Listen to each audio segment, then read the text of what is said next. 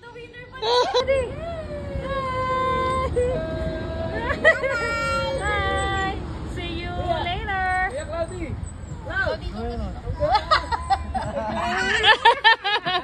That's funny, Tito. Ayun, ang dami isda. Napasok talaga ng mga isda. Malaking tao talaga dito. Inubos na po.